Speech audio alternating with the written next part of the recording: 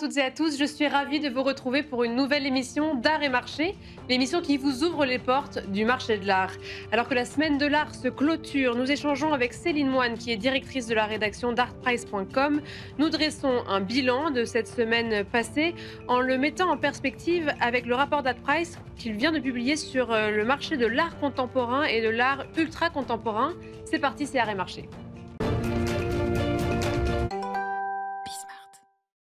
Et nous venons de clôturer cette semaine de l'art très riche en événements, en propositions contemporaines, mais aussi en vente. Et je suis ravie d'échanger avec Céline Moine qui est en visio. Bonjour Céline.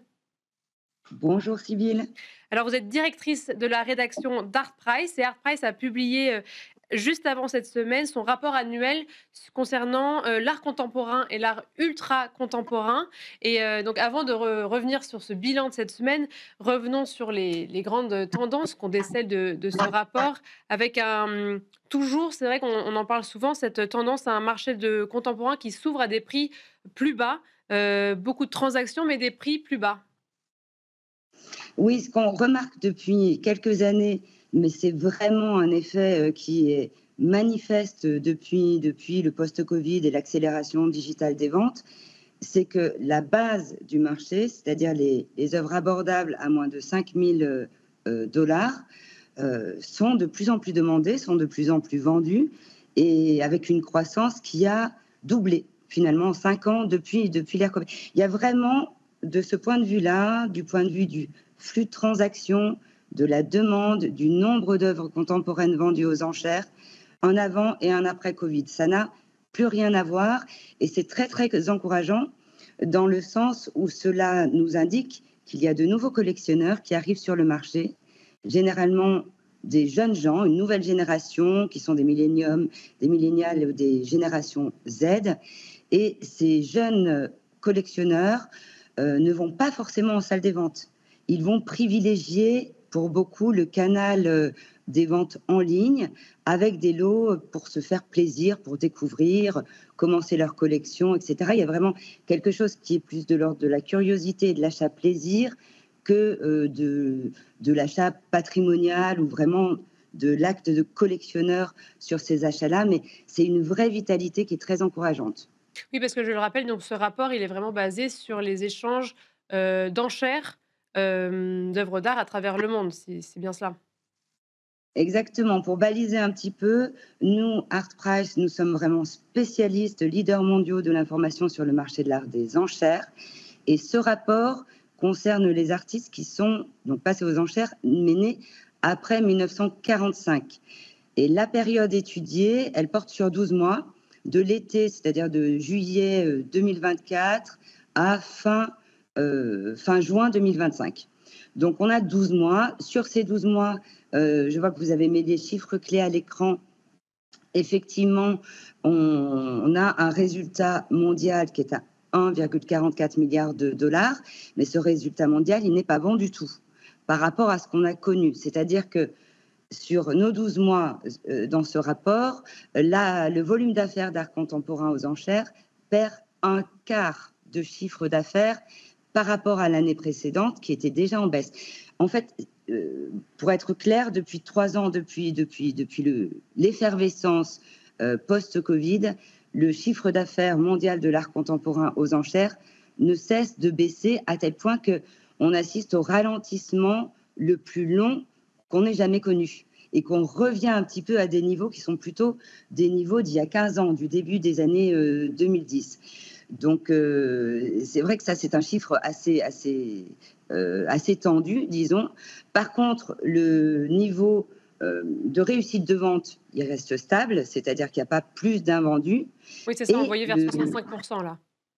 exactement, exactement. Donc ça, c'est un signal qui est très positif. Et le nombre de lots vendus atteint un nouveau record historique. Alors, ça paraît effectivement complètement contradictoire, mais en fait, c'est la structure du marché qui est ainsi, c'est-à-dire depuis quelques années, depuis 3 ans, et notamment l'année dernière, on a beaucoup moins d'œuvres de prestige, beaucoup moins d'offres de prestige, et par contre, on a encore cette progression sur les lots, disons, abordables. Et on peut parler peut-être un petit peu de ce ralentissement, hein, sur les œuvres fortes. C'est intéressant parce que finalement, c'est les lots millionnaires qui se sont raréfiés ces dernières années, faute d'offres. Ces lots millionnaires, ils vont représenter près de la moitié du produit des ventes mondiales de l'art contemporain. C'est énorme. Et sur les 10 artistes majeurs, c'est-à-dire les Jean-Michel Basquiat, Jeff Koons, Yoshimoto Nara, Richard Prince, etc. Bon, on a 10 artistes phares dans l'art contemporain sur 36 000 contemporains vendus aux enchères sur un an. Mais ces 10 artistes-là, ils concentrent quasiment un tiers de la valeur du marché. Voilà. Donc, ça explique pourquoi on a une progression incroyable du nombre de lots vendus face à un chiffre d'affaires qui, malgré cela, est en forte baisse. Est-ce que sur le rapport là, de 2025, est-ce qu'il y a un enseignement dont on n'avait jamais entendu parler avant? Parce que c'est vrai que cette tendance, ça fait justement depuis le Covid, depuis les 3 dernières années qu'on en entend parler. Est-ce que là, il y a une fenêtre qui s'ouvre vers quelque chose qui nous étonne? Ce qui peut être un petit peu, disons, notable, c'est pas forcément une découverte, mais c'est tout de même intéressant, je trouve, c'est que cette baisse d'activité en termes de chiffre d'affaires, hein, et pas en termes de volume, elle se concentre évidemment sur les grandes places de marché qui ont l'habitude de vendre les lots les plus chers, les plus prestigieux, etc. C'est-à-dire les États-Unis, la Chine et le Royaume-Uni, et également la France, parce que le chiffre d'affaires de la France baisse également beaucoup. Par ailleurs, on a des places de marché en Europe qui sont sur le champ de l'art contemporain de plus en plus dynamiques. Et ça, c'est vraiment intéressant. Non seulement en Europe, mais aussi dans d'autres pays du monde, le Japon, le Danemark, etc. En fait, on a une distribution pour ce qui est du choix de l'art contemporain, de la possibilité d'acheter aux enchères et de la vitalité, disons, des places de marché, quelque chose qui n'est pas forcément concentré sur les grandes places de marché établies depuis longtemps, mais on a des points géographiques comme ça qui s'allument, qui s'animent et qui progressent en conquérant de jeunes collectionneurs, de jeunes acheteurs d'art chaque année un peu plus. Oui, je lisais l'exemple de la Pologne qui était développé dans le rapport. Mais pour revenir du coup à la France, là on sort d'une semaine très dynamique pour le coup, avec des ventes aux enchères millionnaires, des chiffres, des montants à 2 chiffres à Art Basel, dont on avait rarement entendu parler. Qu'est-ce que ça dit? Quel regard déjà vous portez sur cette dernière semaine qu'on vient de vivre? Je crois qu'elle a fait du bien à tout le monde. Effectivement, c'était attendu, espéré. Depuis quelques semaines, on sent qu'il y a un regain d'énergie, hein, sur le marché des œuvres de prestige. C'était déjà le cas avec quelques ventes, les premières ventes après l'été, début septembre, avec des très beaux lots, notamment surréalistes, qui se sont très bien vendus. C'était le cas, non pas la semaine dernière, mais celle d'avant, pendant la Frieze Art Fair, où Christie's a organisé une très belle vente avec des résultats assez flamboyants pour des artistes contemporains notamment. Et puis, il est vrai que cette semaine à Paris, ça a été quelque part un festival de bonnes nouvelles, avec des résultats incroyables. Picasso vendu 32 millions à Drouot, ce qui est très, très beau pour Drouot, et puis pour Christophe Lucien qui a vendu cette œuvre. C'est la plus belle enchère de l'année sur le sol français.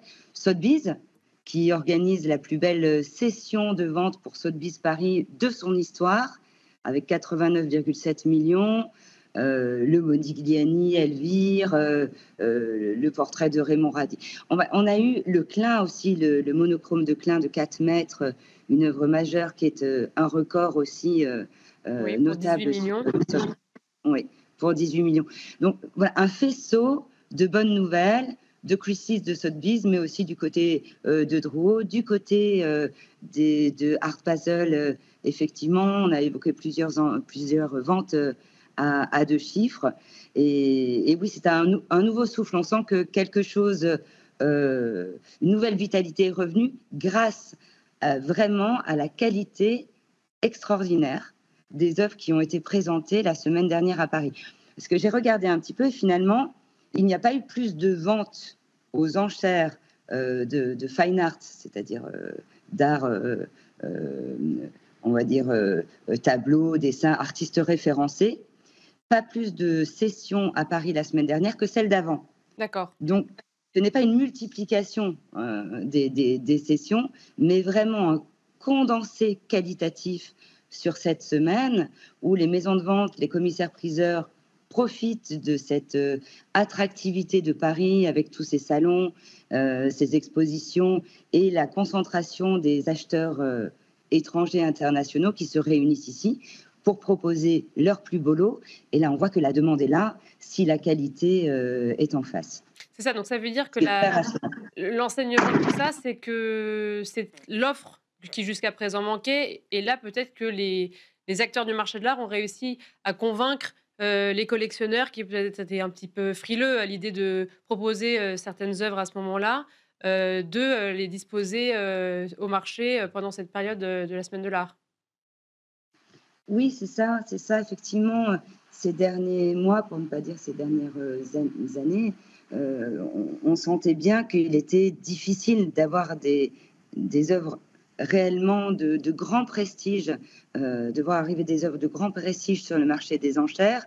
C'était compliqué, la situation mondiale était compliquée, il y avait des tensions, des choses à ajuster, des craintes à tout point de vue. Là, on sent qu'il y a une détente. Pendant ces moments-là, les grands collectionneurs, qu'ils soient acheteurs ou qu'ils soient vendeurs, préfèrent toujours temporiser, voire passer par des ventes privées. Mais effectivement, c'est difficile d'avoir de très très belles œuvres sur le marché des enchères. Et là, on a vraiment l'impression depuis quelques semaines que ces œuvres reviennent. Et non seulement elles reviennent, mais elles trouvent acquéreurs très très bien. Le marché est vivant, il est là, y compris pour les œuvres de prestige. Merci beaucoup Céline Moine. Je rappelle que vous êtes directrice de la rédaction d'ArtPrice. Merci de nous avoir, dressé ce bilan de la Paris Art Week et du rapport annuel du marché de l'art contemporain et ultra contemporain que vous avez, rédigé il y a quelques semaines et merci à vous toutes et tous de nous avoir suivis. C'était Art et Marché.